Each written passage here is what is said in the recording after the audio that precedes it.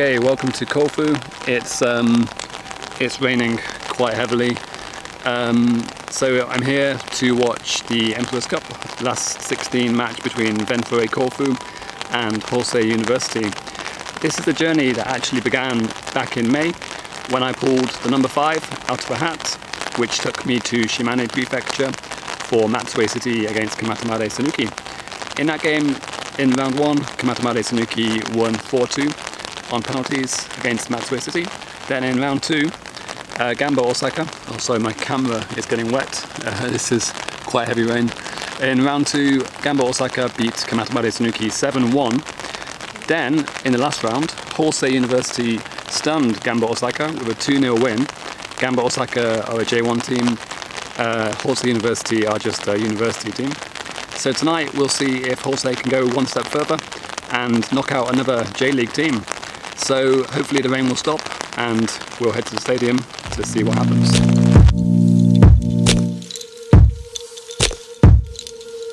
Welcome to Yamanashi Chuo Bank Stadium. As you can see, oops, nearly dropped the camera, that's not good. As you can see, the rain has stopped. There's about 90 minutes until kickoff. So yeah, the stadium is still quite empty, but I'm sure it will fill up a little bit. But the Emperor's Cup doesn't always get the most fans. Anyway, so tonight it's Ventforet Kofu against Hosei University, as I mentioned earlier. Hosei University have actually beaten 2 J.League teams so far to get to this stage. They've knocked out Tokyo Verdy, who are in J2, and Gamba Osaka, who are in J1. Tonight, Ventforet Kofu, their opponents and the hosts, are also in J2. It all depends, I guess, on how seriously Ventforet take the game. If they don't take it seriously, Hosei are obviously going to have a good chance. But having watched Hosei twice now in this competition, I think they're going to be a tough match for anybody, really. They're a really good unit. They play well together.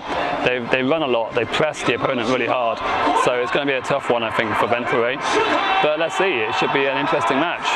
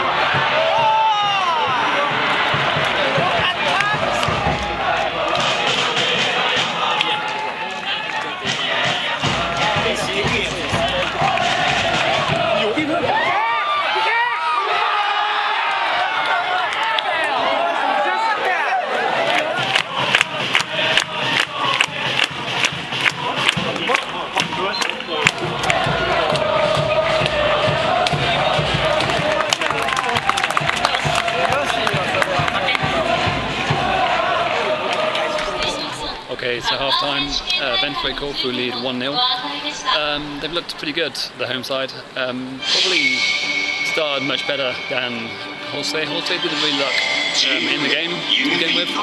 They struggled to really get going, but towards the end of the half, they had some really good chances. The second half will be a really big test for Hosei because in the previous rounds that I've watched, they've taken the lead in those previous games. I've not seen them have to come back from behind, so this could be quite difficult for them.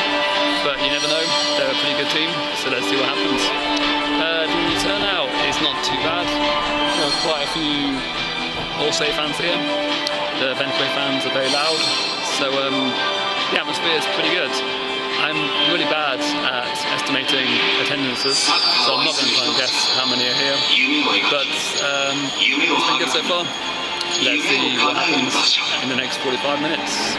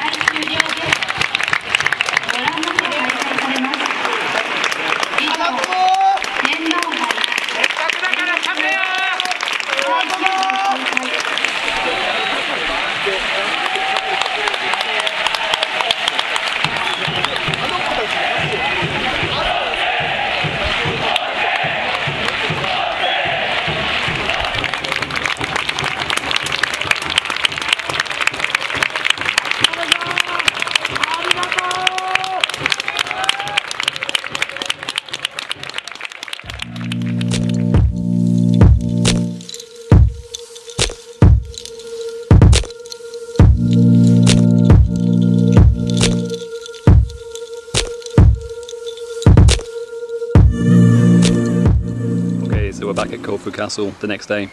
It's not raining anymore, it's much sunnier. I had to leave the stadium pretty fast last night because, like most football stadiums in Japan, Yamanashi Bank Stadium is quite far from the city and I had to catch a bus, so yeah. But Hosei University, fantastic, incredible team. They tried so hard, they gave it absolutely everything last night. Wasn't quite enough, but yeah, incredible team. They should be really proud of their cup run this year. I didn't expect them to get so far, and they were so unlucky. They could have very easily have won last night. But it was Kofu who won, so we'll be watching them in the next round against V Baron Nagasaki. The game will be either here in Kofu or in Nagasaki. So if it's Nagasaki, that's quite a long journey from here. But let's see, it will be nice to go to Nagasaki. But it could be here in Kofu again. It'll be announced in a few days' time. So let's see.